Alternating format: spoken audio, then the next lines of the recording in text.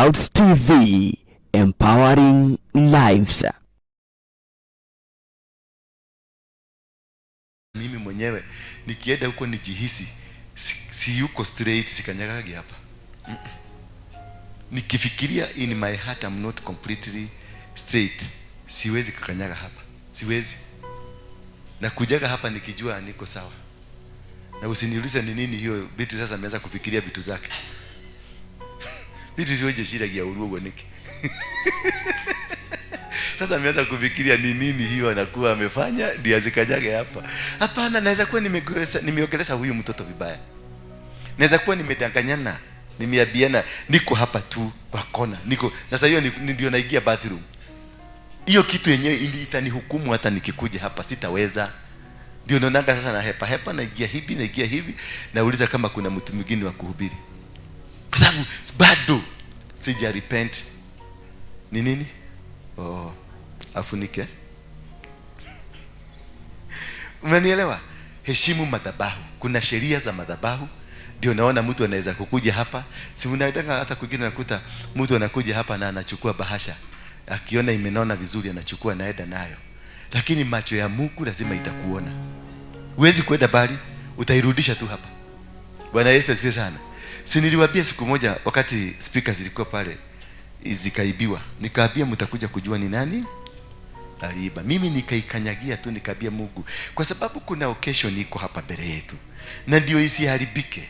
Isikuje kusemekana tulitumia hiyo kama kiegezo. Mungu, siku ile utataka hii mambo yote ijulikane. Na ifanya nini? Na ijulikane. Situibe. Na ijulikane.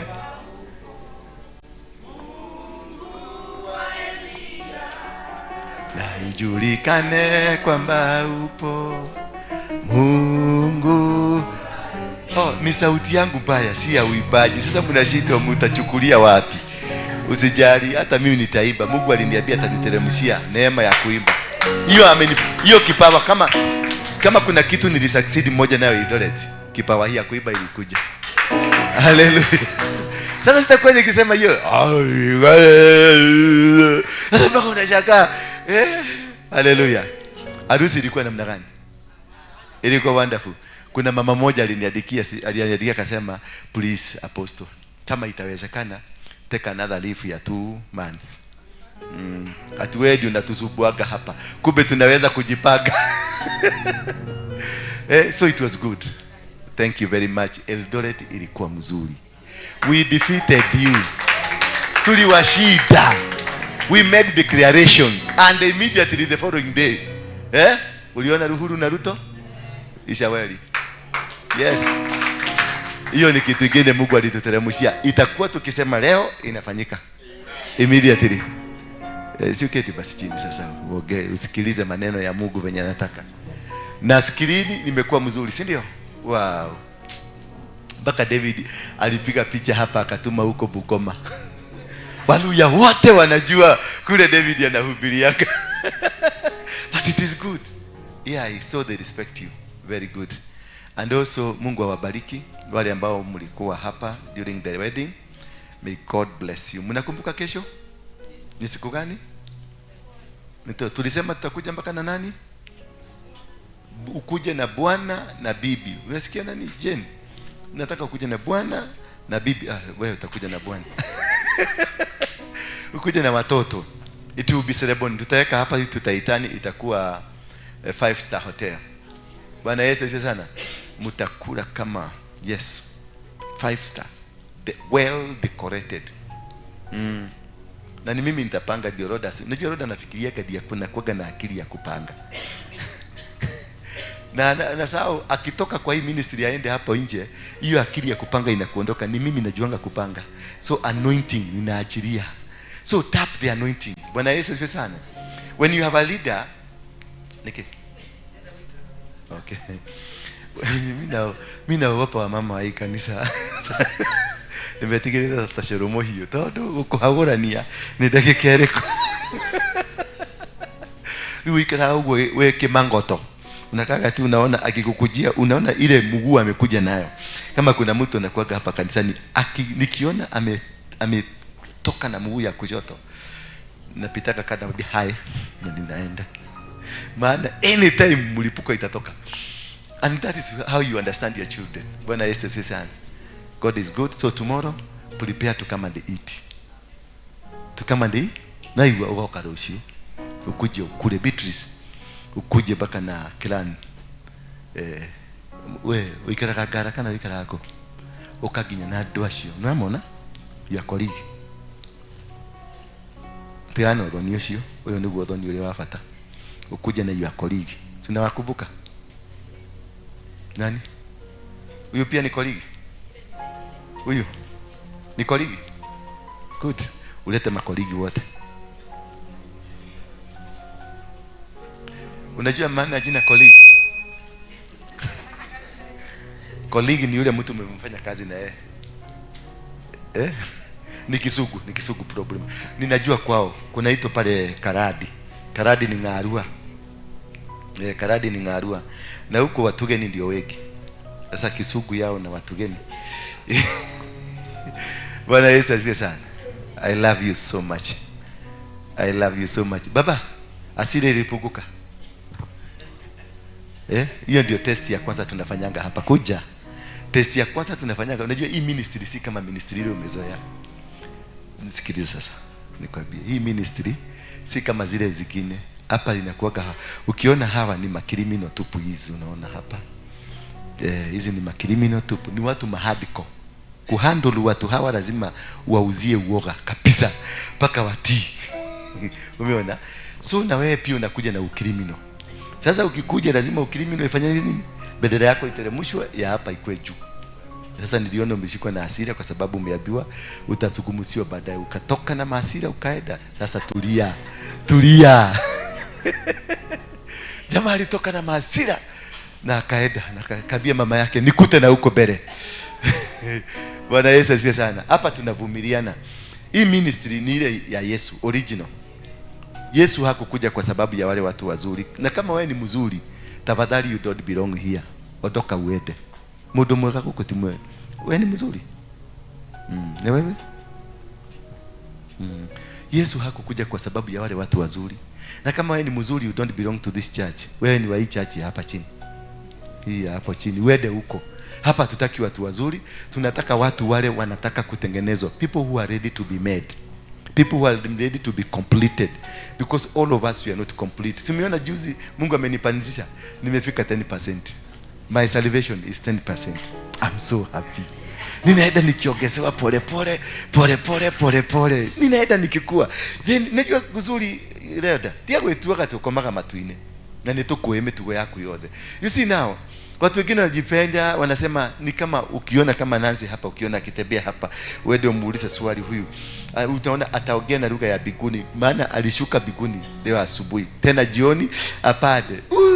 Rudi hapa tukae hapa. Ndio tujegwe. Na reduce kama ulikuwa unafikiria uko 70%, teremka mpaka 6%. Ndio upatie Mungu nafasi kubwa ya kukutengeneza. Because this work, it needs a lot of God. God to build you, God to train you, God to make you, because we are all have weaknesses. Nobody is perfect here. Mimi kwanza, I am the weakest of you all. I am the weakest. Ni akili ninakuwaga na iko juu sana na kibia. Lakini weakness ile ya mtu, I'm the weakest. Ndio mingi sana. Bwana Yesu asifiwe sana. Ndio naonaga wakati mwingine nikiona umekuja sana, nitachomokea mlango ya nyuma because sina hiyo control, sina. Mdada kama huyu anaweza kuniingiza hapa box haraka sana. So ile kitu nafanya ndio ndana nimetengeneza mlango gani? Ile ukijua weakness yako, tengeneza escape route, exit. Unaona? Ndio unaponyo, ndio ufurahishe Mungu yako, aendelee kukufanya nini? Hata Paulo alikwambia hii kitu si ya maombi. Hii ni kutoroka na miguu. Uona giura, umenya ni wedorera. Madukana guwe uru. Wona nenda gutiga uda kwetabikita nyuaga cai, ucoke ujage. Ni kuigwa ndaigua, heki undu ndaigua. Na kiundu kiu gitikurekereria nikio ndekaga tugacamania rucine tene kwina ime. Bwana Yesu asifiwe. Si ndio roda? Tusaidiane. Mnasaidia na kusaidia. Unanisaidia. Hapa hakuna mtu mkubwa kuliko ule mwingine. We are all children of God. and we are equal before God and we love. Kitu ya muhimu sana ni love. Wachana hiyo kiokoko mingi.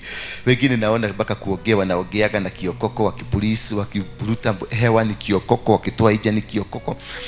Na utakuta huyo mtu usiku amesahau kiokoko imeenda, anangorota kama ng'ombe. Unaweza fikiria ni ile driller, ile kitu ya kudrill maji na drill kwa nyumba.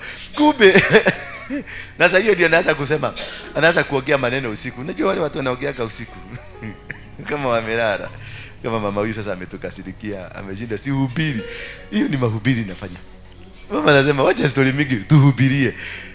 Soma Biblia. Mimi hata Biblia sisomangi. Because reality is not about the Bible. Reality first. Understand yourself first before you get into the Bible. Because if you don't understand yourself, you will not understand the concept in the Bible. You will not understand it. Ndio unaonanga watu wengine wakizungumza kunihusu wanasema mimi ni kama sijijui, ni kama si nahitaji kukaa chini ya apostle. Mwingine anilee nikue. Sasa nakuuliza, you will never understand what I was sent to do here. Because there are people that are on assignment na kuna watu wako ministry. Mimi am not in the ministry. Are you getting me? Me, I'm not your pastor. I'm not your prophet. I'm not whatever. I'm in a mission. Nimeitwa because of a mission. Kama Musa aliitwa because of a mission. Kuna Elijah aliitwa because of a mission. Bwana Yesu asifiwe sana. Joshua aliitwa kwa sababu ya mission. Those people, they don't align with you. Hawanakuanga abnormal. They don't align with you because they even don't drive themselves. They wanajikutanga kwa maneno. Kama Musa ndio ajikute kwa Jethro, ni nini kilifanyika? Ushaifanya hesabu ndio Musa ajipate kwa Jethro, ndio apate bibi. Kwa maana ni kuolewa, aliolewa. Na akakaa kwa Jethro. Si kuolewa, aliolewa. Na ni mtumishi wa Mungu. Sasa wewe unaweza kuoa mwanaume. Alafu wewe unaweza kuoa mwanaume. Alafu wewe unaweza kuoa mwanaume. Si unaona mimi niko tayari naweza kuolewa. Kulingana venye Mungu anaweza nipeleka nijikute kwa nani? Nijikute kwa kina Nancy nyumbani nikichota maji. Because I'm not that pastor that you want to pastor you. I'm not that prophet to be on your life nikuprofesaie. I am on a mission. Bwana Yesu asifiwe sana. That is why whatever I do is completely unique. It is not what you know. Ndio unakujanga wakati mwingine unatatizika, unashindwa. Huyo pastor venye ameongea, hakuongea kama pastor. Mimi si pastor. Ukisikia kameruka, waya imeruka kwa sababu waya yako zinaruka. Ukisikia waya imeruka, ujue I am on a mission. Ni mission yangu ndio inakubali kawaya karuke. Kama ni pastor nitanyenyekea niwaambia ndugu. Bwana Yesu asifiwe sana. Naomba. Mimi sitaomba. Ninaombaga Mungu. Yeye naomba tu hapana, because my mission is fight against the principalities, evil altars, asheras, foundations. That's battle. I'm 24/7 on battleground. Bwana Yesu asifiwe sana. 24/7 niko kwa battleground. Niko nikipigana. And God ataweza hivi nimeshika microphone nimepatia Daudi nimwambia ngoja kidogo. The next 10 minutes unisikie niko Mombasa. Venye nimeenda Mungu amenifanya nini? Amenituma, nimeenda, nitajikuta Mombasa. So wewe umeachwa hapa ukifikiria pastor yako utasindwa kisubua watu pale ako ndani. Si ameingia. Kumbe nilichomokea mlango na nikaenda. Kwa sababu nimeambiwa kibia Mombasa kuna madhabahu unafaa kuvunja. Kama sasa tunaenda Mombasa. Tunaenda huko pande ya Ram kuvunja madhabahu iko huko. Tutaingia hapa City Center kuvunja. Sio ya Eldoret tufanya nini? Tulivuja ya Eldoret kuvunja tu hivi. Wale ambao walikuwa wameekelewa na hiyo madhabahu wakakutana Ishaweli. Maana huko Ishaweli ndio walitoa hiyo madhabahu. Bwana Yesu asifiwe sana. Maana ufalme ya Ruto na ya Uhuru ni moja, the kingdom. That presidency is founded on the blood of Kenyans. Kwa sababu hiyo ndio walifema wakaekelea kofia na wia kaekelea kofia wakasalimiana wakasema yangu 10 yako 10. On what? Hatutarudi kupigana tena. So what formed the presidency ya Uhuru na Ruto ni nini? Ni ile damu ilimwagika Eldoret, ni ile damu ilimwagika Nakuru, ni ile watu walikufa ndio ilifanya wakuje pamoja. Sasa wakatengeneza kiti ya rais. So mimi naye Mungu akaniambia kwa sababu Mungu amekasirika na wao, akaniambia wacha sasa niwaondoe. Nikajaribu kuomba tuombe tuzuie hiyo kitu. Mungu akaniambia utaenda ama hauendi? Nikamwambia wacha niende baba. Kufika Eldoret akaniambia ingia hapa kwa Freemason, kanzo hii madhabahu. Hii ndio inaitishaga. Tuende baka, akaniambia toka hapo kaenda Korosios, nenda hapo fanya kitu. Nikatoka hapo nikaenda Sosion, fanya kitu. Nikaenda hapo nikapata 64, nikafanya kitu. Nikaenda huko nikazunguka usiku. Kama mtu anaitwa nani, Gideon, usiku. Ugeniona huko na machupa ya mafuta. Pastor mwingine chairman wao wa huko aliona ile vituko nafanya, aliniambia wacha, nilikuwa nimeacha gari mahali pabaya, wacha niende nikuje nayo. Nilimuona pale tukikula lunch 3 days later. Maana aliona huyu mtu anafanya kama mugaga. So you cannot understand. Hata mimi siku understand. Hata hizo maeneo zote sikuzi understand. Nilifika hapo ndio nakuta hii ni Freemason. Nikamwambia drive this way. Na nilikuwa naendesha gari peke yangu. Drive this way. Naenda na Eldoret mimi sijui vizuri. Nika drive kila mahali. Nilirudi kuuliza hawa watu, wakaniambia hiyo kuna madhabahu hapo, hiyo kuna madhabahu hapo, hiyo kuna madhabahu hapo. Wakati nilimaliza, Mungu akaniambia sasa enda kwa kiwanja just for public show. Ushamaliza kazi. You can choose to go home. Sasa nikaambia David, si muende mkahubiri. Huyu akakatalia kwa moyo wake. Sasa baba tutaenda kuhubiri nini na huko. Sasa wewe hata uacha upuzi. Ukiona nimekuwa mimi nishamaliza kazi. Mimi sikuwa nimeenda crusade. Nilikuwa nimeenda vita na nimeshinda na nimetoka. The following day, unajua tulikuwa tunaondoa hiyo damu ya binadamu ambayo ilifanya Uhuru na Ruto wakuwe president. Uhuru Ruto walitengenezwa kwa damu. Sasa pale tuliondoa hiyo damu. Tulipoondoa nini ilifanyika? Ruto alijikuta Ishaweli kuuliza Uhuru, mfereji imekosa maji. Nimeenda kufungua mfereji hakuna maji. Kagwathi atia. Na Uhuru kumwangalia kama sasa haya ni kama imedry.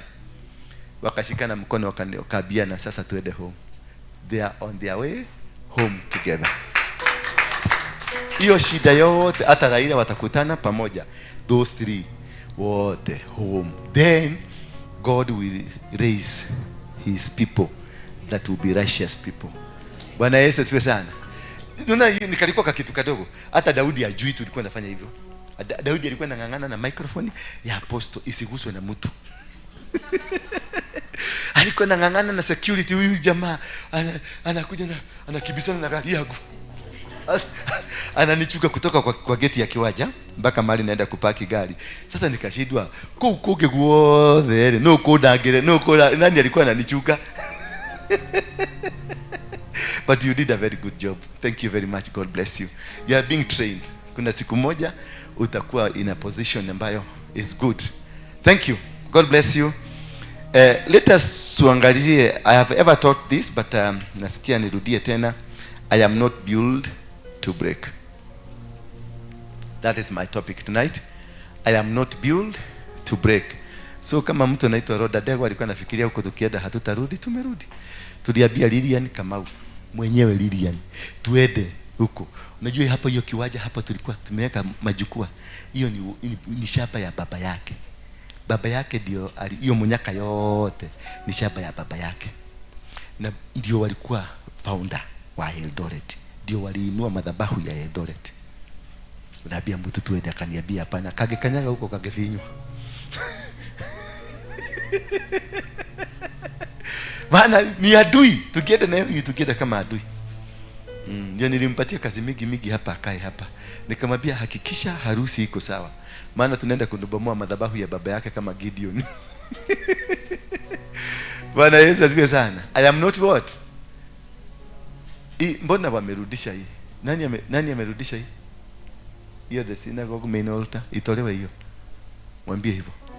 Tukichange maneno, kuna serikali inapinduliwa hapa. Kuna serikali na hisi hivi. Ukiona umepanga vitu zako vizuri alafu ukute zote ziliotolewa zimepangwa vingine, kuna jichuge sana. Angalia jeshi yako yote kama iko sawa ama imechukuliwa.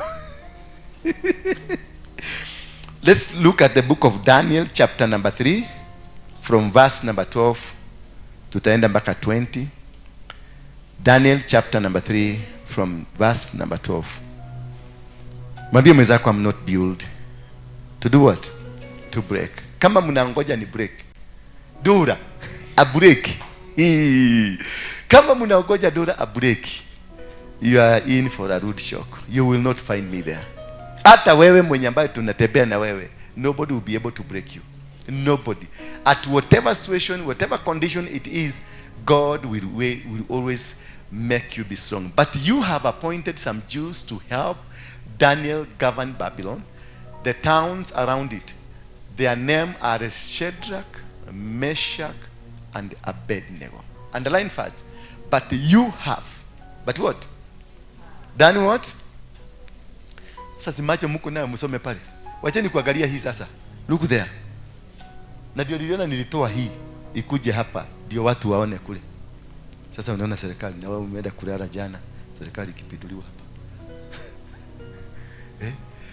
But you have appointed some Jews to help Daniel govern Babylon and the towns around it. But you have appointed some Jew. Who are these Jew? It is a complaint. It is a statement of a complaint. But you have appointed. Vitu kutoraigwa. Si tunasikia mmeappoint watu wakuje wasaidie Danieli aendelee kuongoza, aendelee kuwa governor hapa. Nchi ya Babylon. Their names are Shadrach, Meshach, and Abednego. They don't pay any attention to you. King Nebuchadnezzar. Kumbe wanaambia King Nebuchadnezzar that the people that you have appointed are not good for us. Ni watu wabaya. They are not taking any, they are not listening to you. They are not following you. They don't follow instructions from you. So they were sending Moshene. Walikuwa nafanya nini? Walikuwa napeleka Moshene. Kama watu wa hii kanisa wanapenda Moshene, naletea goto Moshene twiki. Sasa ndio wanasema at their names are Shadrach, Meshach, and Abednego. They don't pay any attention to you, King Nebuchadnezzar. They don't serve your gods. They refuse to worship the gold statue which you have set up. It was a karipoti ni kamushene. Ati Nancy amekataa kukutii. Amekataa hata kuinamia Mungu wetu. Bwana Yesu asifiwe sana. It was a moshene. How many times have you found yourself in a battlefield because of a moshene? How many times have you found yourself? Have you ever found yourself in a battlefield not because there is something any genuine, but because of moshene? Unakuta masengenyo ile imewekwa huko. Mpaka Bwana anakuangalia hivi anaona kishetani. Ushaingia kwa nyumba hivi unashindwa, mzee mliachana mmeitana darling, umemumunya mzee hapa kidogo, ameenda amesema darling you are the best thing I've ever have. Lakini ukirudi jioni anakuangalia hivi unaona ni kama ni kobra inataka kukuuma.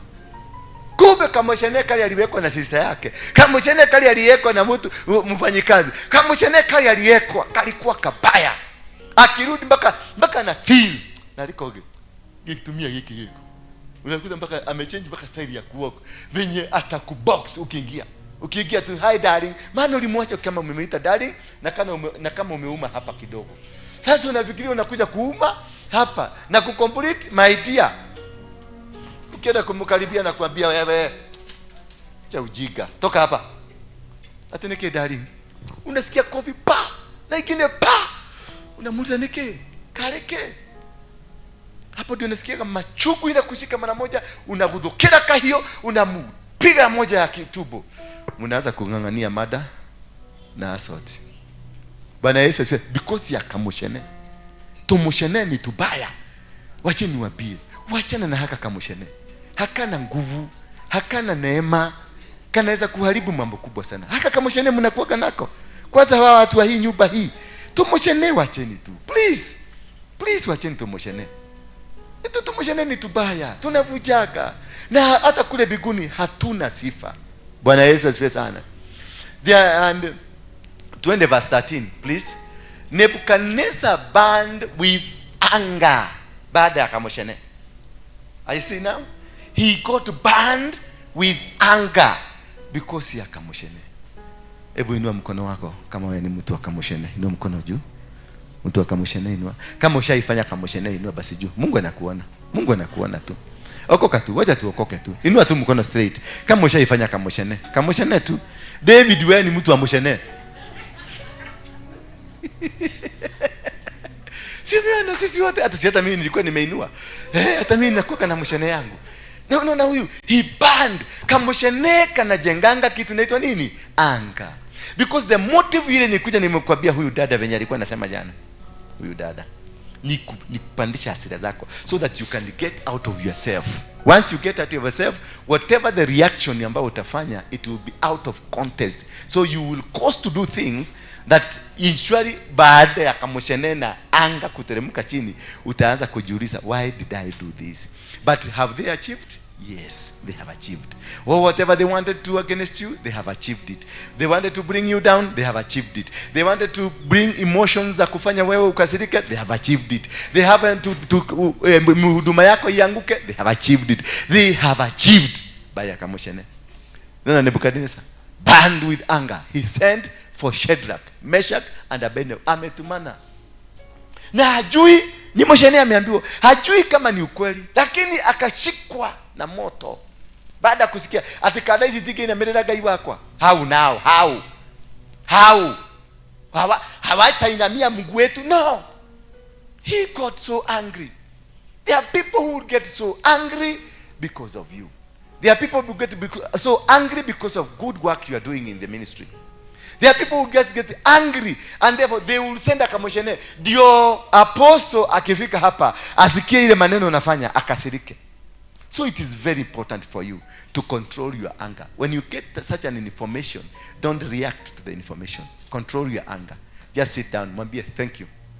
Asante nimesikia. Bwana Yesu asifiwe sana. Then redigest your message. Isikirise kwanza. Uisikilize tena, then the inner man that is in you atakusaidia kukuambia hapo kuna fitina. Bwana Yesu asifiwe sana. Lakini sasa kama wewe ni mtu wa hasira kama huyu mama anakuwa na hasira mingi. Hapo ati bwana yako nimemkuta hapa chini wakiwa na maid. Na bwana ameona maid akienda duka, akamuuliza, "We, kasichana, unaenda wapi?"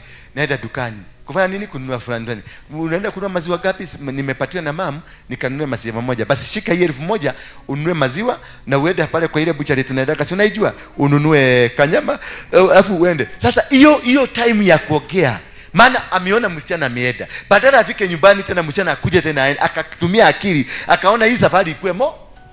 Alafu mama wa neighbor mwenye anataka doa yenu iaguke anakibia. "Nina ajali." "Kai, kaguthia gati aguko."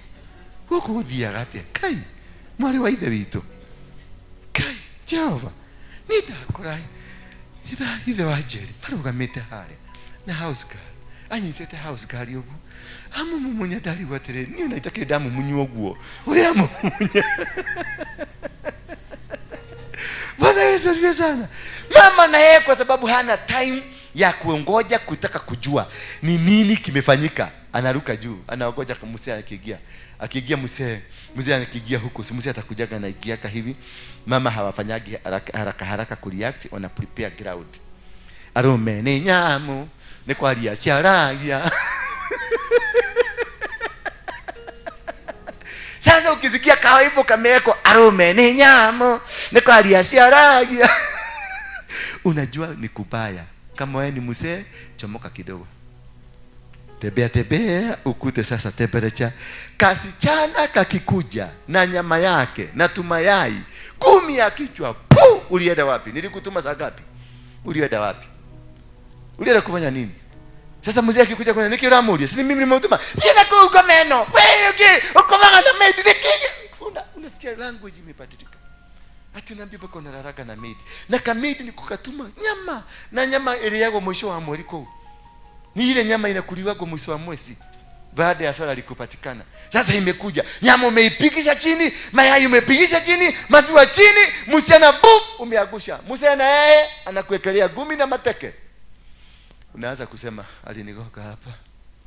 Ukumalilia yako dhile. Yatawe kodo. Unakibia kwa fida. Sasa fida na wao wanaanza kuleta shida. It was it's an issue. Na mwenye amesema hiyo yote ako kule akisikiliza what is transferring. Bwana Yesu asifiwe sana. So it is very important for us at the times when things have just happened to you, control your emotions. Get yourself some time. Kuna siku moja niliambia mdada mwingine hapa, nikamwambia aende mahali kwa mkawa ningoje huko, lakini nilikuwa na muhepa. Sasa akaenda mpaka huko, akakunywa kachai, akakula tu madasi. Aliponigoja akanigoja, mimi nikafanya nini? Nikafinya kasimu kangu pole pole ndio nitoroke. Wacha mudada akasirike. Mudada akaniambia mpaka hiyo kanisa sitakuja. Niko saka huko kanisa kau. Sasa nikashida, ulikuwa nini mbaya? Nikamwambia mrembo, hapana, nilikaa kwa jamu. No, nilikaa mpaka saa 6 usiku. Ni jamu gani hiyo? Hata nilitoka kuangalia kama kuna jamu nikakuta hakuna. Nikamwambia nikamtorokea miezi ngapi? Sasa nikarudi, sasa nikaongea na yeye pole pole, nikamteremsha pole pole, nikamwambia kuja tufanye kazi ya Mungu. Hiyo ndio muhimu sana. Wachana na hiyo kachai. Hii ndio muhimu, kazi ya Mungu. Lakini hata siwezi nikiona hiyo reaction, siwezi kukudhinekania because ninajua hata wewe ukikuja, si unaona huyu jamani mzuri. Nikikukatia saa hizo unaweza kata? Unaweza kata kweli? Uwezi. Maana hata wewe unatamania kuwa na mtu mzuri kama mimi. No tagerire mundu toyo. Naze na orega mundu toyo agioka. Wewe na orega mundu toyo agioka. Let's be genuine. Wacha Ukristo, wacha hii mambo mingi ya uhiga. Wezi. Koro ikaraga haona kani uko na kamu. Kaka. Opportunity kadogo. Bwana Yesu asifiwe sana. Which is right. It is acceptable. Bwana Yesu asifiwe sana. Lakini ile kitu mnafanyaga hata yeye alikuwa right, maana hakukuja. Kuna wengine wanatakaga hapa. Tuingie kwa ofisi tuongelee huko. Huyo mrembo alikuwa right. Maana alinipeleka kwa hoteli. Hapo ndio mambo hiyo inazungumzia. Umesikia? Si hapa. Si ukuja te. Bwana Yesu asifiwe sana. Mtumishi, kuna jambo nilikuwa nataka tuoke. Sasa mtumishi. Hapana hapo takoko. Sasa nipeleke kahawa. Ukiona dilaumukania, ukiona sivuguki, nitie kahawa. Sio lazima uitiwe na mwanaume kahawa. Wenda muitie kahawa, mpeleke Papa Selina. Yaani utoe ile sacrifice painful, ulipe kahawa ile cappuccino kakombe kametoshana hivi, ulipe shilingi 2000. Usikie pain ile sadaka ya pain. Ndio unamkumbusha, unakumbuka pale nilikupeleka Selena. Ushainipeleka mahali kama hapo. Ama ni hii kagumu na niendaga hapo na nunua tugumu. Hata umeandika mama wa tugumu aletaga tugumu. Mimi na mtu akukula tugumu. Wagapi watu watugumu hapa? Bwana Yesu asifiwe sana. And that is the most irradial thing. Because life, you don't make it boring. You don't make your life become so boring. Don't become too official. Bwana Yesu, hata kama umeokoka, kuokoka kuna boundary. Don't make your life so complicated, so official, that even hata kutembea naonanga mnatembeaga hivi. Ameokoka. No, become flexible because you need space with the people. Because the kind of people that are coming in your life, huyu ni mukora, huyu ni jabasi, huyu ni mwizi, and all these people, they need your ear. They need you. They need to come closer to you. And God has put some words for them, for each. So you need a sitting. You need to accommodate them. You need to show them love. You need to care for them. Hata kama unajua ni mchawi, hata kama unajua ni mrogi, hata kama unajua ile kitu amekupagia ni gani, just enjoy. Kuna pamoja tu. Enjoy tu. Cheka na yeye vizuri, muitishie kahawa kule, na unamuitishia kahawa expensive. Usiende kumuitishia kahawa ya Karumaido ya shilingi 12. Aiwa mada. Umesikia? Peleka mtu mahali expensive. Afadhali usikie pain ukitoa. Usikie pain ukitoa. Sasa wengine wanasema mimi nipeleke mtu kahawa, mimi vitu siwezi kupeleka kahawa. Vitu siwezi. Hawezi. Ni kweli. Ile siku tumekuwa na wewe hapa yote. Ushaidi hata anakonika ile. Wewe mama ulitoa kwa nini hiki tu? Bwana Yesu asifiwe. Hallelujah. Nebuchadnezzar burned with anger. He sent for Shadrach, Meshach and Abednego. So they were brought to him out of a rumor. They were brought to him out of what? A rumor. So it is very important for you to be successful in your marriage. For you to be successful in the ministry like this one. For you to be successful in places of work, wherever you are. Whatever you lead. Be somebody who understands fact. Because anger can bring down the entire organization. Anger can bring down the entire ministry. Anger can bring down everything. Anger can bring down the good word that you had for the people. And then you are perturbed. Then verse 14. The king said to them, Shadrach, Meshach, and Abednego, Is what I heard about you true? You see now, the statement is very, very, very pronouncing. Is what I heard about you true? Ogwo daigwa niguo. Wamama wa Kikuyu wako wapi? Wameni Kikuyu wako hapa.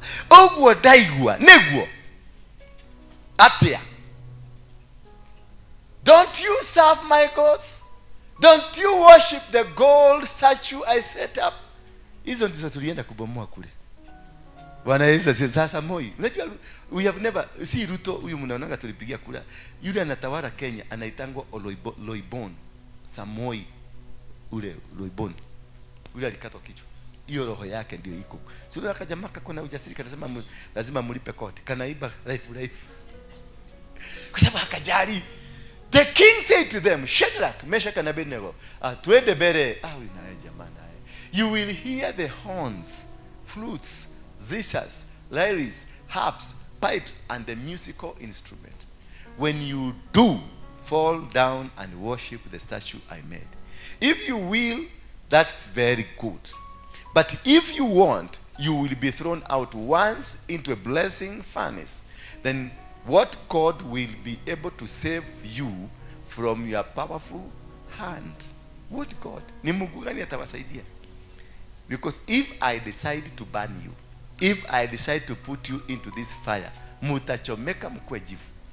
You see now the statement, how this man has coined a statement that you will hear the horns, the flutes, the zithers, the lyres, harps, pipes, and the other musical instrument.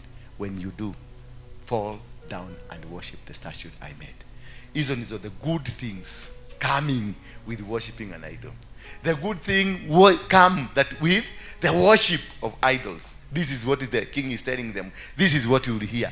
Horns, flutes, cedars, the lyres, harps, pipe. And utasikia maneno mazuri. So when they want you to fall, they come with sweet languages. When they want you to be destroyed, they come with good things, good tides. Until you get like, wow, this is wonderful. This I have never had this. This is wonderful. Because these men were being told, waliambiwa kuna vitu vizuri vitakuja kutokana na kuabudu Mungu. So before they attack you, they will put you in a kitu ambacho they will lie you into their mission. They will lie you into their plan so that you can fall into the plan. First of all, they will lie you because they will not want to use the force to suppress you. But ukikataa, that is when now they come in. So nasikia anasema utasikia music mzuri. When you do fall and worship the statue I made, if you will, that is very good. Hey. If what? If you will, it was very good. Very good. Nakuta sasa mpaka mtu anaguza kautabi kake. Very good. Because this man was a king. Akamwambia it will be very good if you worship. But, sasa sikiliza. It comes with a two-edged sword. When they want to put you where they want to destroy you, they come with two-edged sword.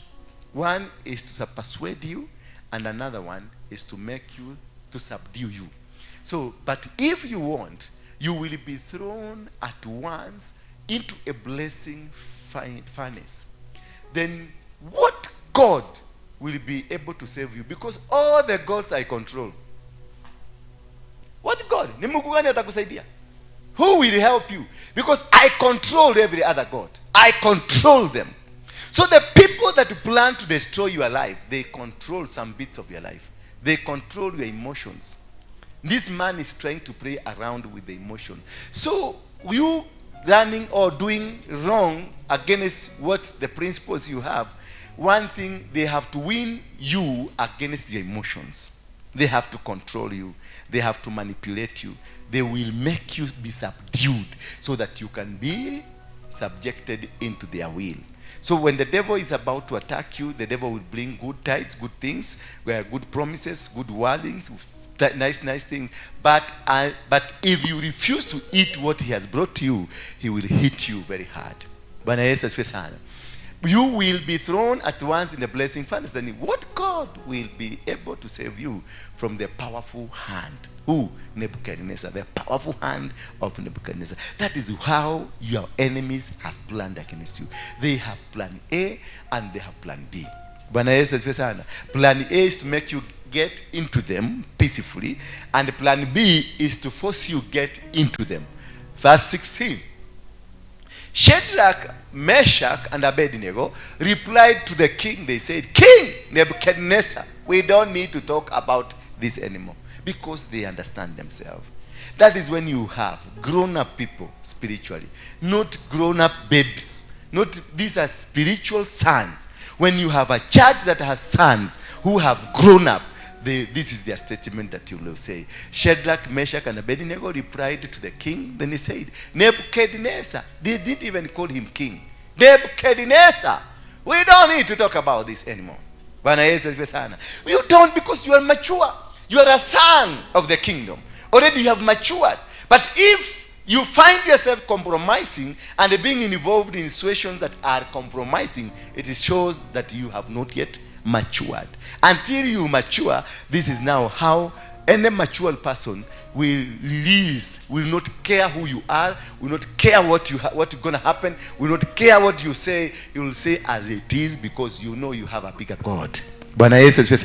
You have a bigger mission, you have a bigger direction of things. Verse 17. Then we might be thrown into the blazing furnace, but the God we serve is able to bring us out of it alive. So they mature people in salvation, mature people in ministry, they do understand that they have a God, they have a mission, they have something to end up with, to win. They have a battle to conquer, they have a battle to win. Therefore, they don't care what you say about them. They don't care where you took them. You will take them. They don't care what they say about you. They don't care how you try to strangle them, because you have a God that you believe in who is capable. A God whom you believe in that is so powerful. And this can only happen to you if you are mature. This can only happen to you if you understand the traits of your God. If you understand the positioning of your God. If you understand the plan of God that He has over you. That I got good plan. Not to destroy you, but to make you big. I will not destroy you. That's the promise from heaven. That I have, despite the challenges you are going through, despite the difficulty of life that you are in, despite the movement, the people against you, people fighting you, people being against you, situations being against you, I still have a good plan. The plan is to make you good. The plan is to make you powerful. The plan is to make you succeed. We might be thrown into the blazing furnace. Ooh, that's a very powerful statement. It doesn't matter. I don't care about what you're saying. I don't care about the power you have. I don't care what you say about me. You just do. Go ahead and throw me. Go ahead and do anything. Because I am mature. I don't care what you are saying. You are just a mongrel. You are just something that does not perturb me. So, kama mimi sasa, no gediko jabia goko Kenya. Ogejabia ke. Okay. Yani sasa hebu niambie sasa umeenda kusema Waruige, kuongelea ubaya wa Waruige. Nani hajui dunia mzima? They know Waruige ni mtu mbaya na wanajua historia yake. Mimi mwenyewe nimesemaga mimi si mtu mzuri. Sasa utaenda utanishabia nini? Because I believe and I know I have a God who vindicates. Bwana Yesu asifiwe sana. Lakini ile makosa yote nimefanya. Mimi nakujaga hapa nasema nilifanya kitu fulani, nilifanya hii na nilifanya hii. Na sitaogopa. Because I'm repenting. Every time you see me talking of something, nilifanya kitabu, nilikuwa hapa nikakumbuka, nikihubiri Mungu ananikumbusha, kumbuka kale kasichana ulidanganya ukakapeleka kwa baa. Ukakabia kakunywa pombe. Alafu baada ya kukunywa pombe ukakapeleka kwa room na kalikuwa katoto ka shule. Sasa utasikia nikiongelea wapi? Yeah, because you are not my God. Na Mungu amenikumbusha nikihubiri, amenikumbusha hiyo story. Lazima ni repent, lazima nizungumzie. Happy? Unipende usinipende, kwenda huko. Toto lake dinaema tuine. Hadi deika, kitabu nitaandikwa, ni mimi nimeandikwa. Yes. I didn't call you to follow me. I called you to come and do what I'm doing as long as I'm following Christ. Bwana Yesu asifiwe sana. Don't fear ati watu mewo kuata. Kutile kodomo katorana nao. Wewe. Nitasema nilirepu mwanamke. Kwani utanipeleka wapi? Utanipeleka wapi? Mimi Mungu amenikumbusha niko kwa madhabahu, na nitaizungumzia wapi? Pale Mungu amenikumbushia. Na hapo tunaondokeana na Mungu, ninawekewa tiki. Nikihubiri tena nasikia kingine, na nikihubiri nikileta story, unasikia story nyingine Mungu amenikumbusha. Nitaisemea wapi? Si utoke kama utasikia vibaya ati pastor wewe anaonyesha masa nikimudukia kana mno. Si uende. Si uende. Mimi natafuta tikiti. Na wewe kuja tafuta yako. Nina tikiti ninasalia. Bwana Yesu asifiwe sana. Mimi natafuta tikiti. Na wewe tafuta yako. Bora usiguse mlima. Bwana Yesu asifiwe sana. Tafuta na njia yako. Ile Mungu atakutumia kutafuta, tafuta. Wacha na maswali mingi. Mimi hakuna kitu mimi ile kitu sijaifanya dunia hii ni kumwaga damu ya binadamu. Hiyo sijawahi. Lakini nilikuwa kiongozi wa kikundi kilimwaga damu. So who is carrying that blood? It's me. So what do you do? Si nikurepent. Nikikumbuka mahali tulifanya kitu, si nalipent immediately because I'm looking for that ticket. Yes. Nikikutana kuna mama mwenyewe nilidanganya nikampeleka kwa hoteli na alikuwa bibia wenyewe. Nikumbukie hapa, nitasemea tu hapa. Haijalishi ni nani, nitasemea wapi? Because nataka kutafuta tikiti. Nika tikiti tu ndio asharia. Umwe gari ile ndiraria. Nika tikiti ndio katea. Asharia. Ni ndiye na horo wanyu. Waigwa ndogo sharia gakure ikara. Ni reke sharia gakwa. Tondu kule tugetwo mundu ritaria. Yeah. Wachana na mimi. Bwana Yesu asifiwe sana.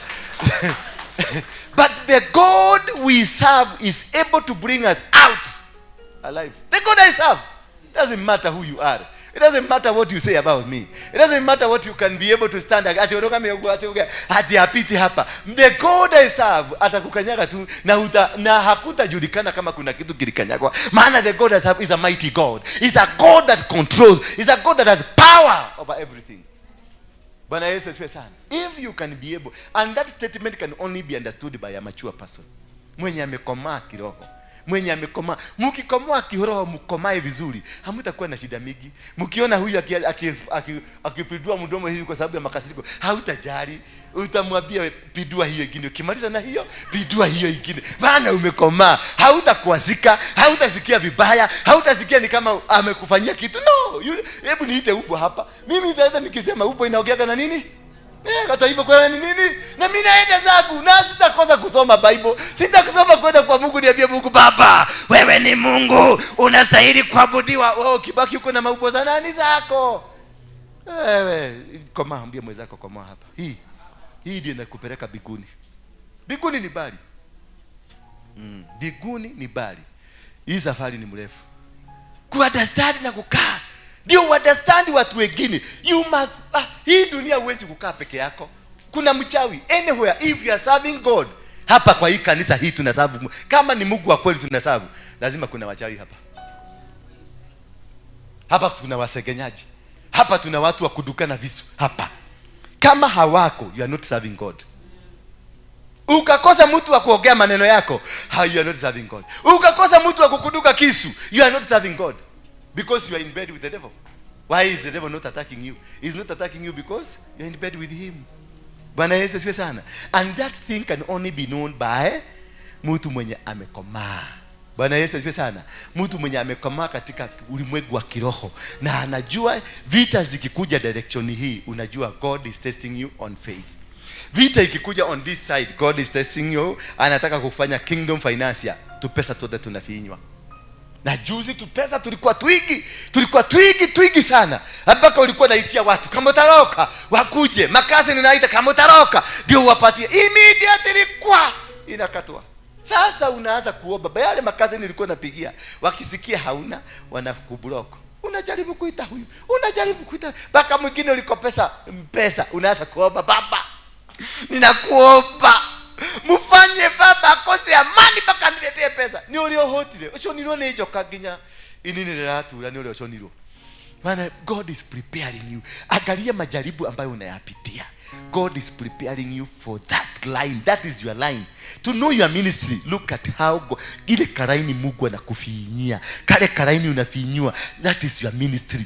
Ukiona pesa tumekauka, na ukosagi tu pesa tu kulipa nyumba, ukosagi tu kununua kaguo na chakula, ukosagi, that is when you are going through a God induced wilderness, because God is preparing you na pesa mingi. Ukue maskini. Kuna wakati utasikia maskini Raigwa ginyo gatarukiro ne gakukara kage gataruka ginyo kariga goruriga no kitarukiro ne guya thini. It is a statement. It is a statement. Hiyo ni kukwambia umefika mwisho. Hapo ndio sasa unahitaji tu Mungu, na kama kuna wazee wanakaga na Mungu wakuje na yeye wa explain hii maneno ni namna gani, maana ukifika hapo kuna problem. Wana wa Israeli hawakukosa nguo. Bwana Yesu asifiwe sana. Walikaa kwenye jangwa lakini hawakosa nini? Nguo. Wana wa Israeli hawakukosa chakula. Walikaa kwenye jangwa lakini walishiba. Wana wa Israeli hawakukosa nyumba. Walikaa kwenye jangwa lakini hawakosa. Those are three things. Ukiwa kwenye jangwa ambayo Mungu amekusukumia, hauwezi kukosa. Nyumba, nguo, chakula. Ziko. Venye unazipata, it is not in your plan. Unaona tu mama amekuja amezungumziwa na kwambia mwale wa ile ito mimi daigwa tu gai ajira gwari ngone ngere gwe ngorete haha na ni dhutima kai waturo unatoa hiyo suit. Kuna siku moja nilienda kuchukua tuguo tugine, kuna mama ananitukuliaga tuguo twangu taki. Sasa nikafanya mistake. Nilifanya mistake iliniuma, maana nilichukua mtu mmoja hapa nikamwambia nipeleke tuende pale. Tusote tulikuwa tumekuwa. Of course nilikuwa nimelipa kwa sababu lazima utume pesa tukuje. Lakini sasa kule tunakuaga pesa mzuri. Lakini kakifika Kenya pesa inapanda juu. Sasa nikachukua mjamaa mwingine hapa. Sasa nikijipima hivi nikasikia sauti ikisema mununulie suti hii. Sasa mimi nikamwambia, nikasikia, nikarudiliwa mara ngapi? 3. Nikajua hapa kuna vita. Lakini sasa nitamwambia chagua suti. Unajua ukiambia mtu chagua, hachaguagi mingi. Anachagua kidogo kwa sababu anasikia aibu, hataki kukasirisha. Sasa nikamwambia chagua kasuri, na nikampeleka mahali kulikuwa na majaketi na tuka breaking straws ndio pesa isiende juu sana. Mali niliabiriwa achague ni suti ile designer, na hiyo suti ilikuwa inatoka 60,000. Jamani, kaona nilikuwa nyuma yake.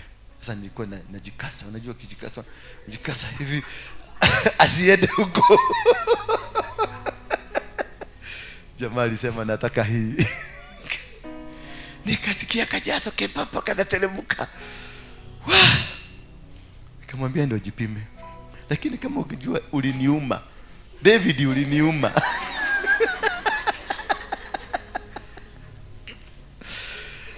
Mtu ni mjinga huyu. Mtu kubavia mtu.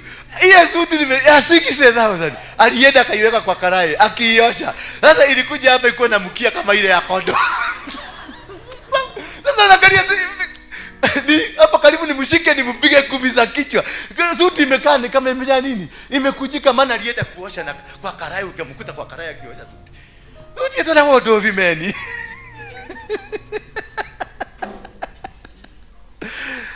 Kumbe kutoa mtu geshaki ni gumu. Ni gumu. Unaweza kuleta mtu town lakini abaki wapi? Abaki huko geshaki. Jamaa anachukua suti. Imagine design. Si unaona ile suti anavanga. Ile iko na kaketu kadani. 60,000. Dari ile 60. Chako dari hakagirithate. Sasa badala achukue jacket. Ili atajua kuhandle. Alichukua 60. Hata Ruto anavanga kama hii. Ile kitu iliniuma, ni hivyo alienda kuosha. Usifanye hivyo tena. Nililia machozi. Nitakununulia tugine before the end of the year.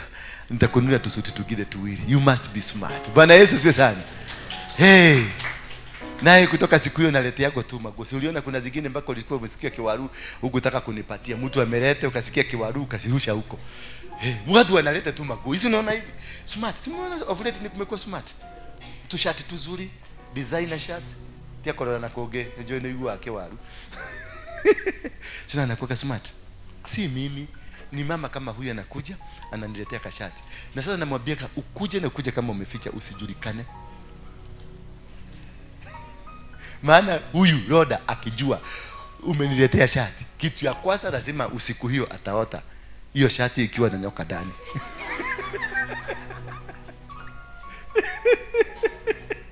Bwana Yesu asifiwe sana. And that is how people die, because they are not mature. God was testing me. Nilimchukua hapa nikamwambia twende. God was testing me kama mimi nina ugumu. Yule mtu ambaye ananisaidia kuserve ninamchukulia kama takataka ama mtumishi wa Mungu. Hiyo ilikuwa test na nilipita. Asante. Ubarikiwe. Ndiye ndani ya kendo kia Daudi.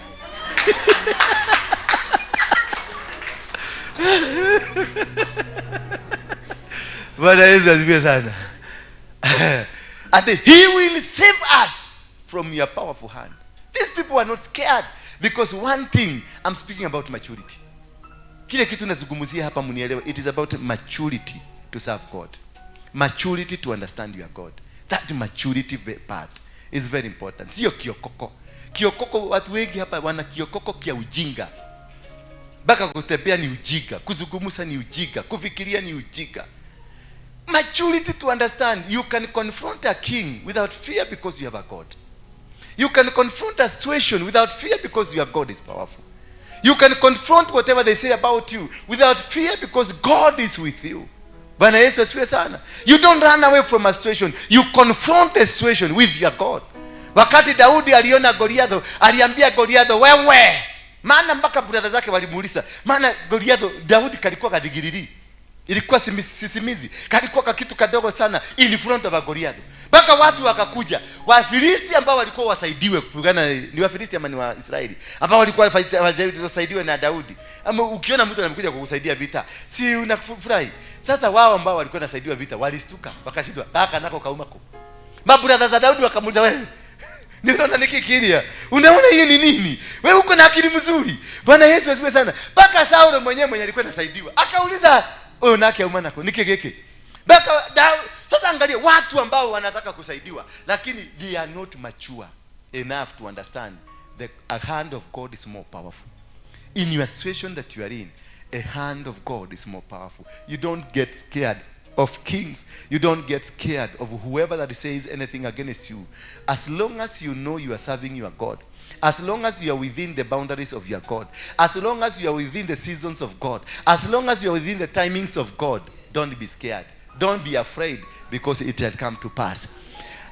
He will save us from your powerful hand. Verse number 18. But we want you to know this. Listen now, a very mature statement. But we want you to know this. Even if we knew that our God wouldn't save us. Underline that line. Even if now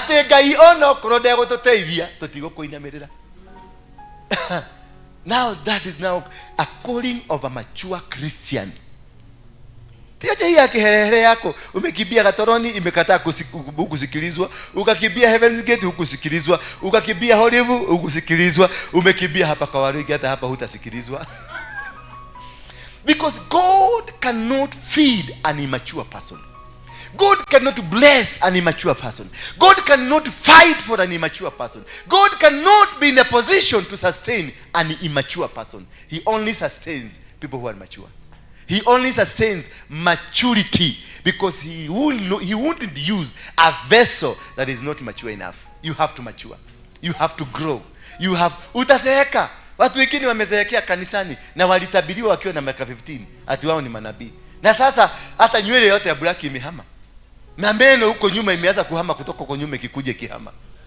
Bwana Yesu asifiwe sana. Miguu mpaka imechange. Alikuwa straight, sasa miguu anaenda kanani. Kwa sababu ametembea makanisa ya mlima, makanisa ya kuteremka, makanisa ya kwenda hivi, akaingia mpaka kwa ile amiri ya kasa.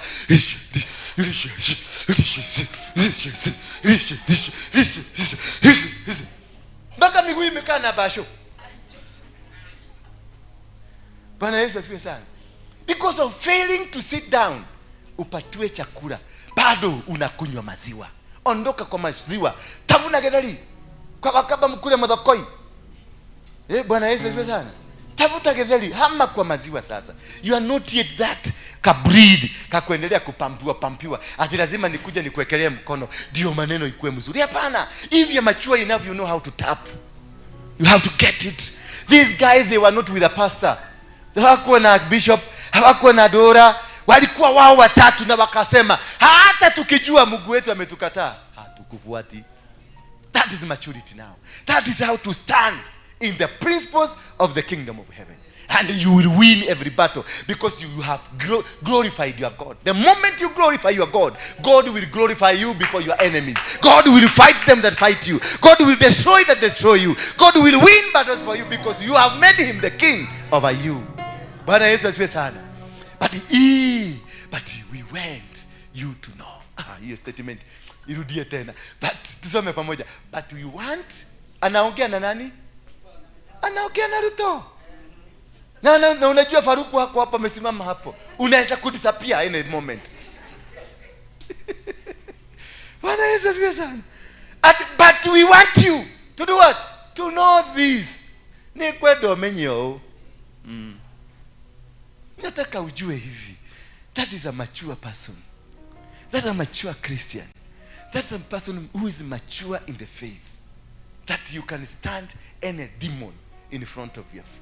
You can stand any force against you. You can stand any person against you. Because you are not there to be broken. You are not there to be brought down. You are not there to be intimidated. You are not there to be cold. Na hiyo ndio nataka watoto wa hii nyumba. Sitaki wa upuzi. Viwoga tikikisikia kule kume. Una confront na mtu kuna buduki unaenda. Unasikia your father, your spiritual father, ako na risasi 12 zimepita kwa mwili wake. Confront them because I have fought those battle. I have won this battle. Hakuna hata weza. Akiona unamuendea hivi. Akienda hivi. Anasema huyu ataona buduki chini umeshika hivi. Atatoroka. The battles I've won, you don't need to fight. You will not fight them. Where I have conquered, you are not going to go through. Because I have won this battle. That is why I am a spiritual father. Ile matatizo yote Harrison amepitia, mimi sitapitia. Harrison alingangana hapa Nairobi kutafuta nyumba ya kuhubiri. Mimi nimengangana kweli because asharipa. He is my spiritual father. Asharipa. When your spiritual father has covered you, you don't go through that. You go through new battles ambazo yeye mwenyewe hazajipitia. Bwana Yesu asifiwe sana. And that's now you can only know this if you're mature. Ambia mwenzako maturity. Mwangalie kwanza. Prepare yourself. Mwangalie kwa macho modo kwa modo. Kwa macho, mshike mkono mmoja ndio kuangalia vizuri. Mwambie maturity. Mwambie maturity ndio uokovu. Kuokoka si uokovu. Maturity ndio uokovu. Thank you. Even if we knew that our God couldn't save us, we still couldn't serve your gods. We couldn't worship the gold statue you said. Imagine urariria ko in a foreign land. Urariria muthamaki in a foreign land. Uko Italy unazungumzia popo hivyo. Na hako na wale askari wake wanaitangwa Swiss what? Swiss grade. Wale wanafaka tunini tu mrefu hivi. Wale wanakuwa that's the best army in the world. Hiyo ya popo. It is the best. American hawezi hapa. The best trained. Hao ndio mareke. They are well organized, well trained. Na hao ndio wanapigaga. Ukisikia bishop fulani wana huko Marilale alienda akakutwa amekufa, ni hao wanakokaka. Maana pesa ilitoka akaitishwa percentage fulani akakataa, akafinywa. Kaisa alifinywa pale Naivasha. Nikukataa alikataa na maneno. Maana wanaenda kasemi arid areas wanachukua pesa mingi wanaleta huko. Sasa kuna wale mababa yao wanakuambia tuli facilitate milioni 500. Sasa tunataka 200. Sasa wanaanza kusema katika jina la Baba na la Mwana na la Mtakatifu. Utafinywa na dunia itabaki kuwa dunia. Hakuna watu wako na secret kubwa dunia hii kama Vatican. It has the top secret. They control, they run the world. That is why you see kuna Cardinal Njue na kuna nani? Acha nisikie kama mnaelewa hii story. Kuna Cardinal Njue Kenya na kuna nani? Nonsu ni nani? Ni ambassador. Like we have an ambassador of Uganda. Like we have an ambassador of Tanzania. Like we have an ambassador of America. Also Catholic they have an ambassador hapa. Kufanya nini? Mshajiuliza hiyo swali. Ni wawe kate. Na tuna Cardinal Njue. Na tuna Bishop Okero. Na tuna Bishop what? Tuna watu representative of the Pope. But we have Vatican is a government within a government. and they run the largest economy all over the world. That's why I love them, because one thing they believe in itself. Mukatholiki si kama Waroige. Sisi tulikuja kukoboa hii nyumba hapa kwa sababu ni karibu na barabara, ni gari moja, watu hawatataabika. Mukatholiki hafikiriagi kama sisi. Mukatholiki ataenda Gong na huko kwa milima ya Wamasai na ataweka nyumba huko kubwa na watu wataenda huko. Ama ushakutana na Catholic crusade? Ushakutana na Catholic crusade? Hautakutana nao. They believe, they have a kingly believing. And if Christian, we can have a faith of a Catholic, have a kingly belief. They do anything. They thrive anywhere. They don't mind. Ati huko ile ati kule ni milima. Watavuja hiyo milima na wataenda huko na watu utaona magari imepakiwa huko, watu wameenda kuabudu. Mimi hapa nikihama niende na hapa mbele, nusu yenu mtaenda kanisa hii next. Because that faith, that kingly thinking, that kingly doing things, we don't have it. We don't have it. Eda kwa harambee ya Catholic, hakuna matangazo ya harambee. Ati sasa ndio tumeita mgeni mheshimiwa akuje atuzungumzie. Maana mgeni mheshimiwa ndiye anakuja. Hapana, inakuwa offering. Unasikia 50 million zimechagwa within 10 minutes. 50 million. They have a faith of kingly anointing. They have that kingly thinking, kingly behavior, kingly character. If you can have that kingly character, mukue na that kingly character, kingly behavior, you know, like this guy, they had a kingly character. Wakamwambia hata kama Mungu wetu hata tusaidia, wewe tutiko inamerera. That's believing, behaving and the thinking like a king. That nobody can intimidate you. Nobody can buoga you. We are anibuagapo. Bwana Yesu asifiwe sana. If a Christian, you can have 1% of that thinking. Sisi warokole hapa, acha nikwambie, hatuhitaji watu wengine, tunahitaji hawa. Kama mimi naenda Eldoret peke yangu na babaisha Eldoret mzima, na kama tungekuwa na David tukue ako na mimi. Unajua David alikuwa na mashini pale. Mimi nilikuwa peke yangu. Bwana Yesu asifiwe sana. Tumalizie na gani? Tumeenda 18. Tumesema 19 please. Tuko karibu kumaliza. Then Nebuchadnezzar's anger burned against Shadrach, Meshach and Abednego.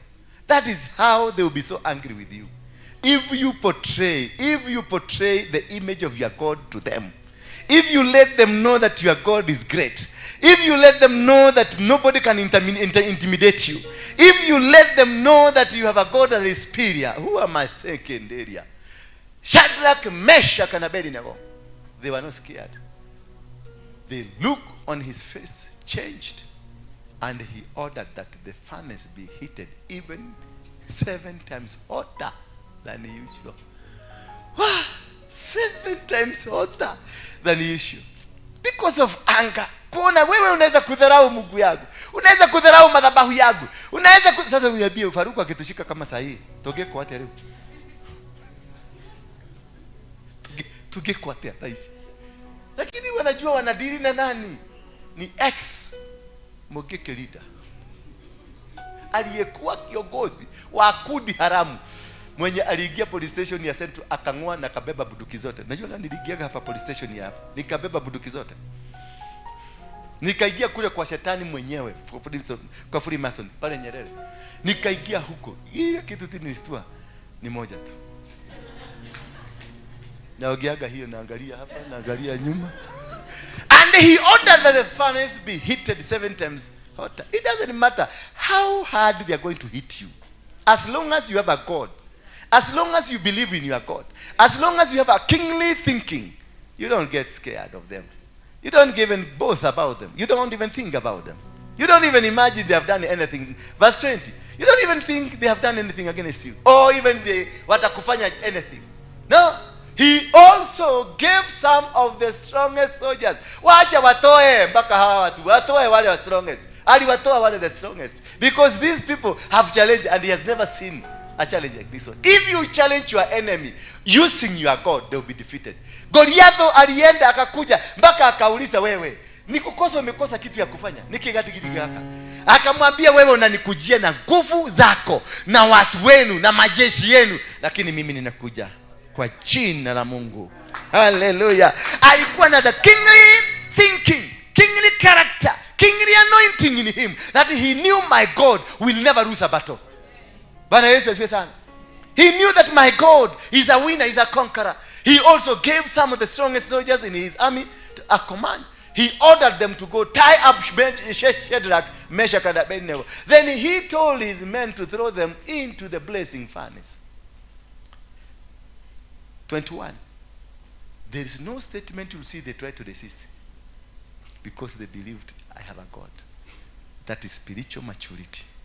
I'm talking about spiritual maturity. Most of you have lost battles because of immaturity. You are strong enough to handle a situation. You are strong enough to defeat an enemy. You are strong enough to win anything across you.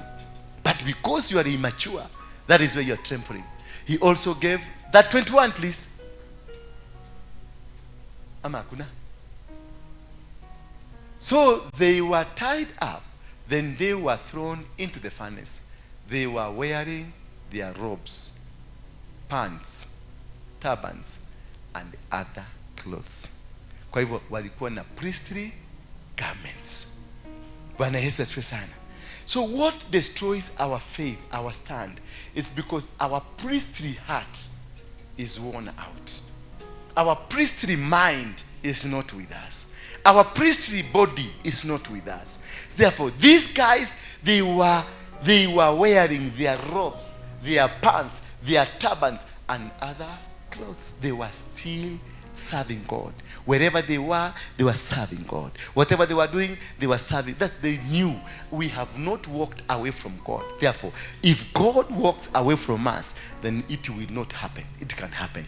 Verse 22 inasema namna gani? Tufalisia hapo. The king command was carried out quickly. It doesn't matter. The furnace was so hot that its flames killed some of the soldiers. Hello? Some of your enemies will be killed because of your faith. By whatever they raised against you. Some of the enemies that are around you, they will just die. No, because you have killed them. Because of what? The venom walikurushia, kube kulikuwa na upepo inakuja. Iyo venom walikurushia ikarudishwa kwao. Hallelujah. The furnace was so hot that the flames killed the soldiers who threw Shadrach and Meshach and Abednego into it. 23 quickly.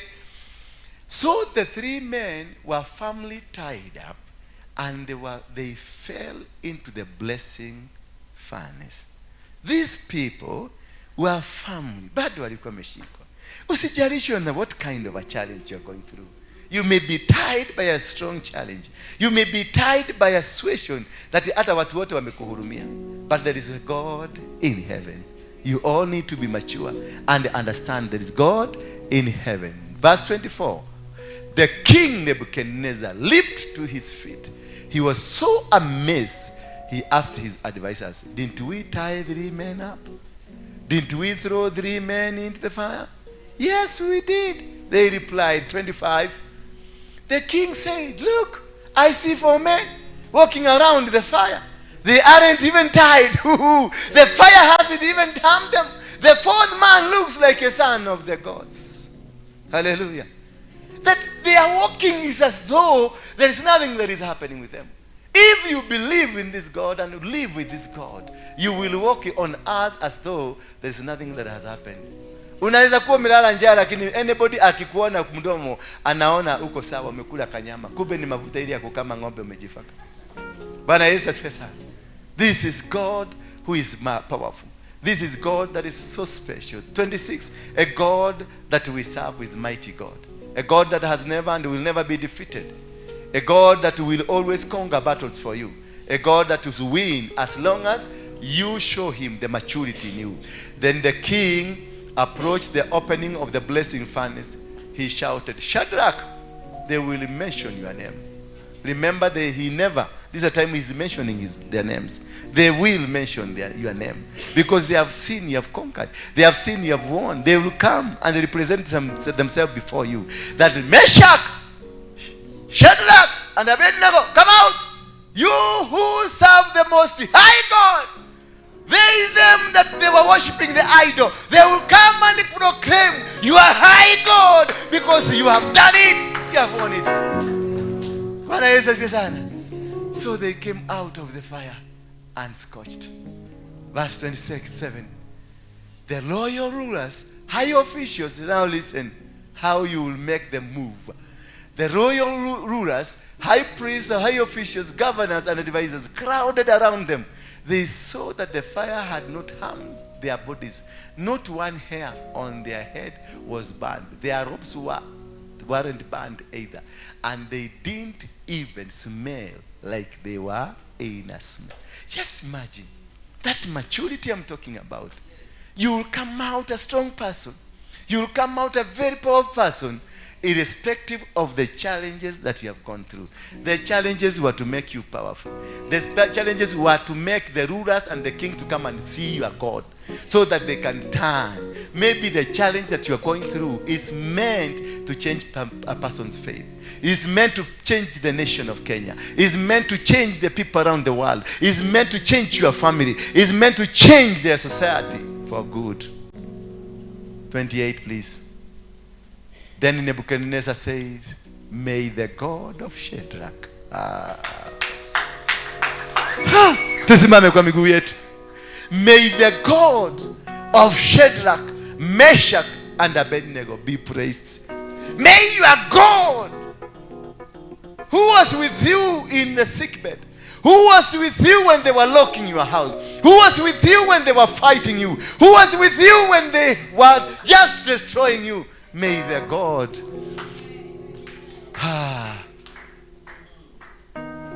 they refused to obey my command. They were willing to give up their lives. They would rather die than serve or worship any God except their own God. Fungua kinywa chako, mwambie Mungu, nisaidie nipate kujua njia zako. Nisaidie nipate kukaa kwa upendo wako. Nisaidie nipate kukaa kwa mapenzi yako. I need this favor. I need this power. I need you, God. Umashanda bodi ya boruseria. Uzekendelele boria na masaya. Ukandama yekendelele boria. This God. Huyu Mungu anakupenda. Nani alileta hizi hapa? Rudisheni kule. Kule nilisema huko. Madeni huko. Sikianga mawaidha. Yo, speaker mgeuze hivi. Yes. Umashe. Fungua tu kinywa chako. Shika sadaka yako kwa mkono. Uiombe. Uiombe. Uambie sadaka yako, ninakutuma. Ninakutuma. Ukabomoe madhabahu. Ninakutuma, ninaitoa sadaka yangu kama thibitisho that my God is with me. Kama thibitisho that my God is walking with me. And don't seal your envelope. Usifunge na mate envelope yako. Naijulikane wewe ni Mungu. Naijulikane wewe waweza. Naijulikane watenda mambo makuu. Naijulikane duniani kote.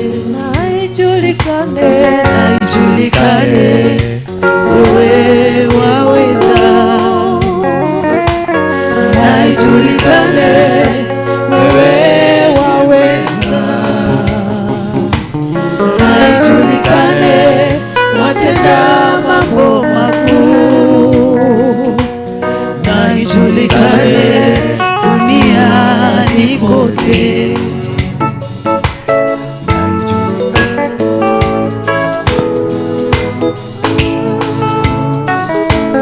Naijulikane wewe waweza.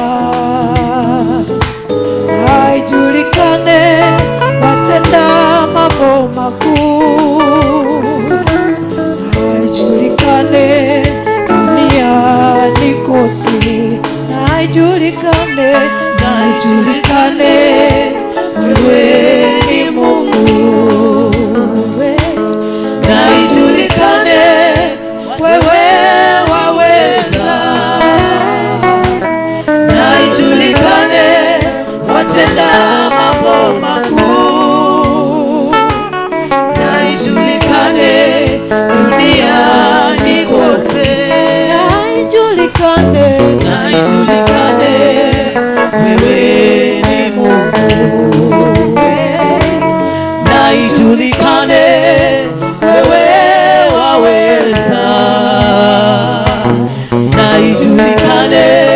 watenda mambo makuu, na ijulikane duniani kote, na ijulikane wewe ni Mungu, na ijulikane wewe waweza, na ijulikane watenda mambo makuu, na ijulikane duniani kote, na ijulikane wewe ni Mungu, na ijulikane wewe waweza, na ijulikane watenda mambo makuu, na ijulikane duniani kote, ijulikane wewe ni Mungu, na ijulikane wewe waweza,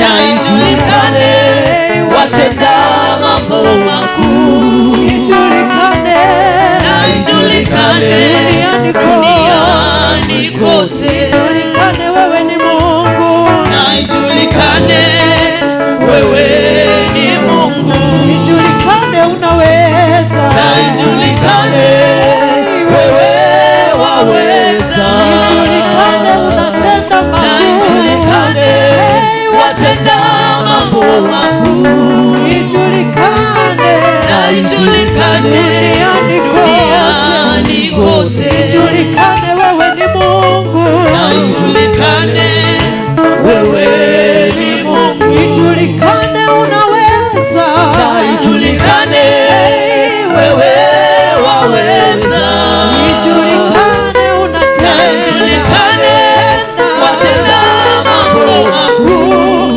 ijulikane, na ijulikane duniani kote, ijulikane wewe ni Mungu, na ijulikane wewe ni Mungu, ijulikane unaweza, na ijulikane wewe waweza, ijulikane na unatenda, ijulikane watenda mambo makuu, ijulikane Bwana, na ijulikane duniani kote.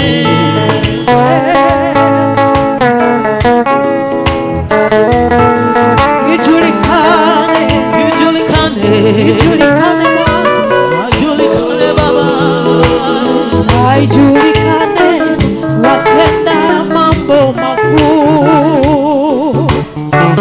ijulikane duniani kote, ijulikane Bwana, na ijulikane wewe ni Mungu, ijulikane na unaweza, ijulikane wewe waweza, ijulikane na Bwana, ijulikane watenda mambo makuu, ijulikane, na ijulikane duniani kote.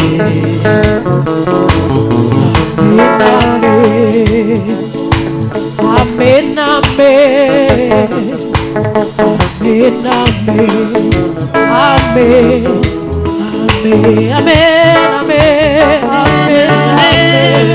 amen, amen,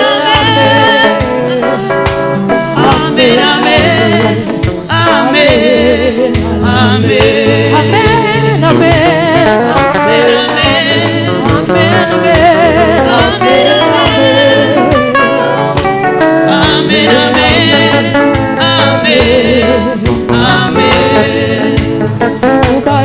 Inua bahasha yako juu. Inua bahasha yako tafadhali, tuliza kibodi. Inua bahasha yako. Tulisema mwezi wa 12, tarehe za kwanza za mwezi wa 12 mpaka tarehe 13, hata kama mpaka mwisho wa mwezi wa 12, poto imefunguka, na wewe unastahili sasa kuweka vile vitu ama maneno ungetaka yafanyike kwako. Katika kuinua bahasha yako, iinue bahasha yako, mwambie Mungu, alafu izungumuzie hiyo zaka. Wakati wazee wa zamani katika Biblia walipoenda kutoa kondoo, walinenea ile kondoo, waliizungumuzia, waliitakasa, kisha wakainenea, wakaituma. Wanapoichinja, kumbe washainenea ikaweze, na wakaituma, itakapofika kule wameipeleka tuma, ikafikishe maagizo. Inua sadaka yako, maana hii ni sacrifice ambayo Mungu amekutuma uje utoe katika nyumba hii kwa ajili ya baraka zako. Useme hivi: Bwana Mungu muumba wa mbingu, na wewe ndio uliumba dunia. Viumbe vyote vilipo katika uso wa dunia, vyote ni vyako. Mito, milima na mabonde zote ni zako. Miti na ndege za angani, hata samaki ni zako zote. Na ulituambia tuweze kubarikiwa katika dunia hii. Uliniambia niweze kubarikiwa kwenye dunia hii. Nimeinua dhabihu hii kujishikanisha na baraka za Genesis chapter 1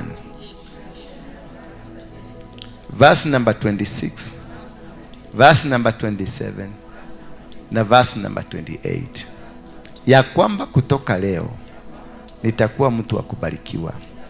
I command my year 2025, sitateseka, sitadhulumiwa.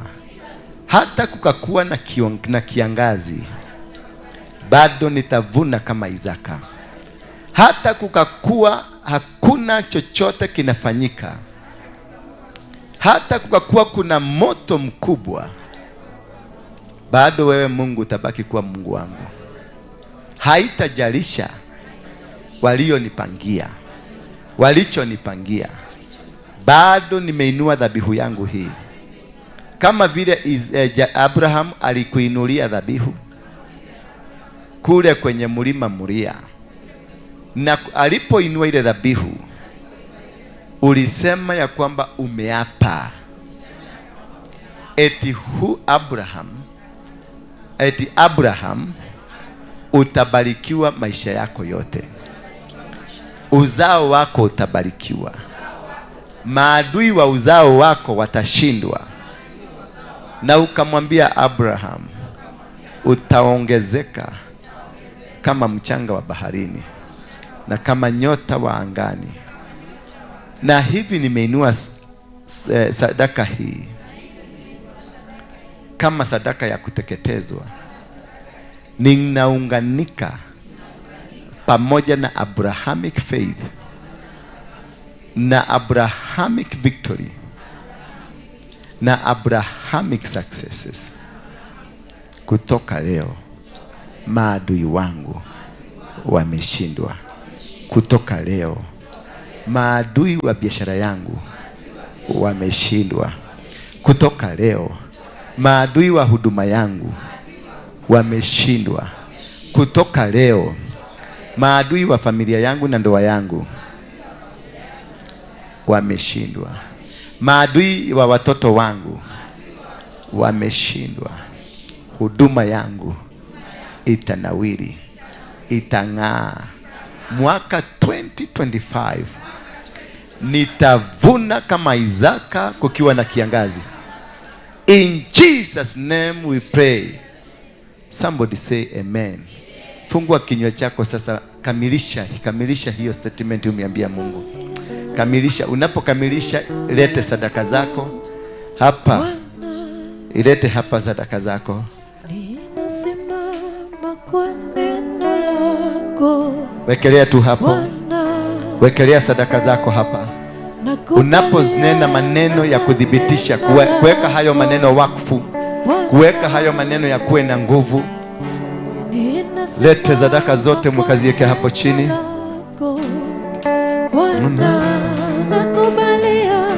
Kubaliana na neno lako Bwana, nitasimama na neno lako Bwana.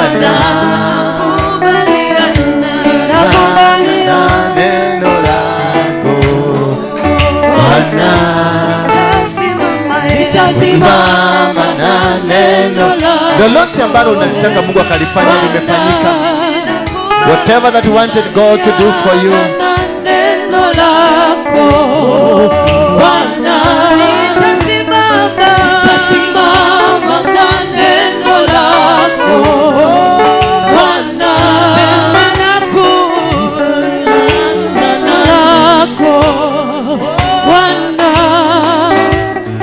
nitasimama kwa neno lako Bwana, nakubaliana na neno lako Bwana, nitasimama kwa neno lako Bwana. Ni neno lako tu la kutumaini, ni neno lako tu la kulifuata. Kila unalonena ni kweli, hata likikawia ni kweli. Kila unalosema ni kweli, hata likikawia ni kweli. Receive the authority, heavenly King, the faith of nation.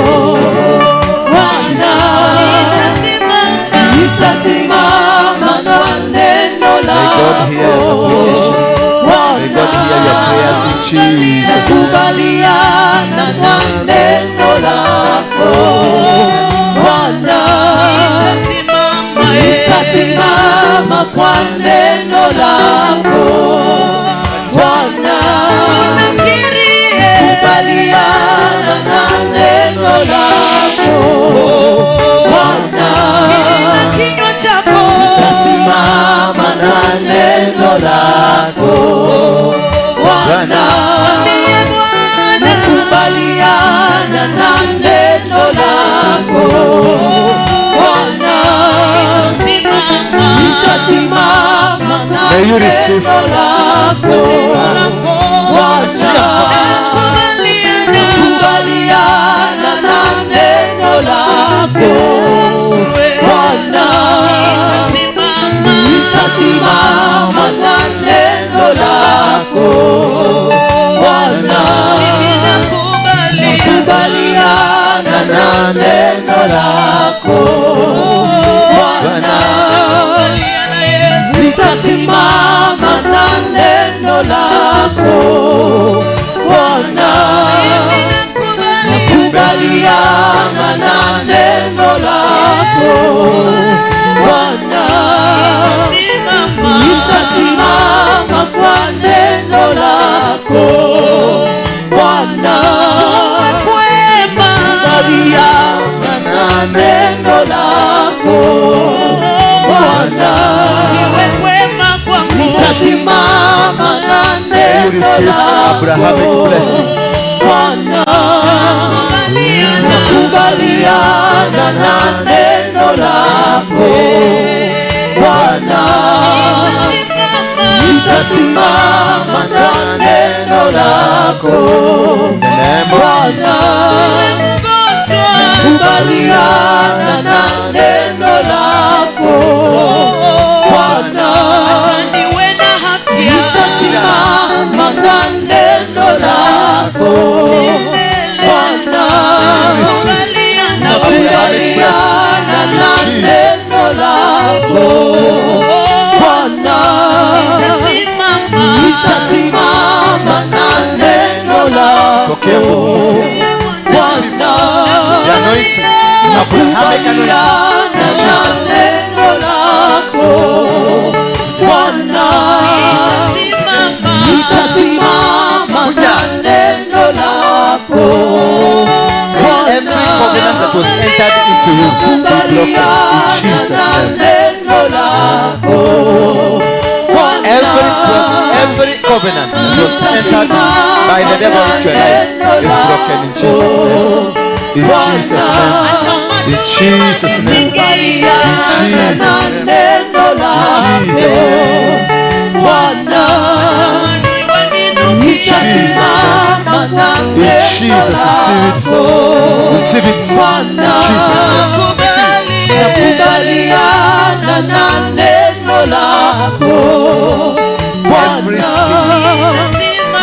Spiritual husbands. Nitasimama na neno lako.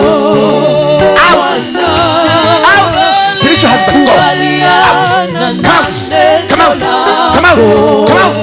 Come out. Nitasimama na neno lako. Bwana anayepigana vita zetu ni nani? Sema ni Yesu. Anayepigana vita zetu ni nani? ni Yesu. Anayesimama nasi kweli ni nani? Ni Yesu. Anayesimama katikati yetu ni nani? Abrahamic blessings. Abrahamic blessings. Anayepigana Abrahamic vita blessings. zetu wanadamu ni nani? Ni Yesu. Anayepigana vita zetu ni nani? Ni Receive the glory of God. Yesu. Receive the anointing. Anayepigania vita May you receive zetu it. ni nani? In Jesus' name. Ni May you receive the Abrahamic Yesu. blessings. Anayepigana vita zetu ni nani? Ni Yesu. Anayepigana vita za biashara zetu ni nani? Yesu. Anayepigana vita vya familia zetu ni Yesu. ni nani? Ni Yesu. ni nani we? Ni Yesu. Ni nani we?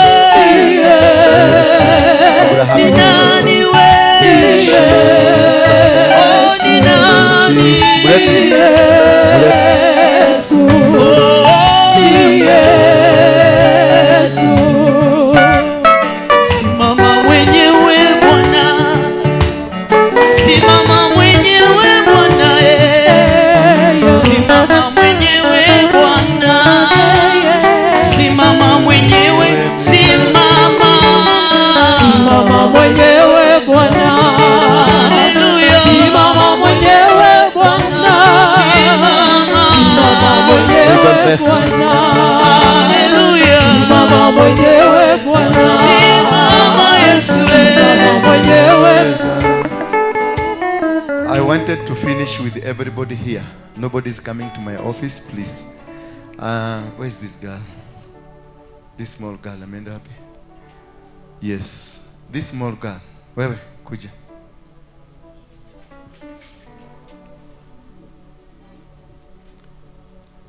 Hold on kidogo. There is a man who is in this church. Na anakutongoza. He's leading you to hell. Mami, what was the problem?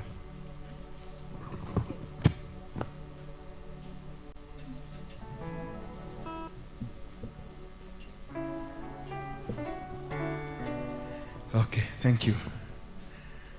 Inua mikono yako juu.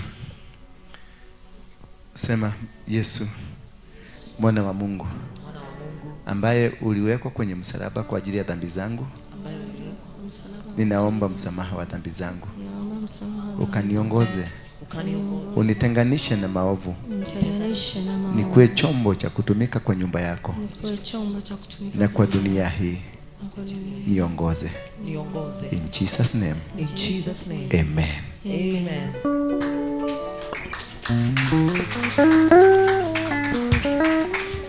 Unaweza, unaweza,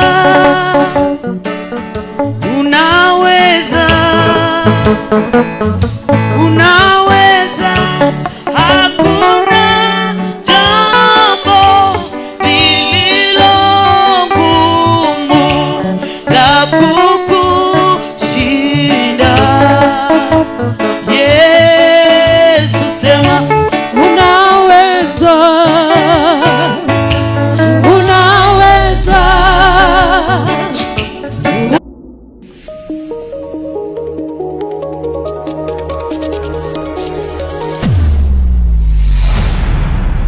Bethel Clouds TV, empowering lives.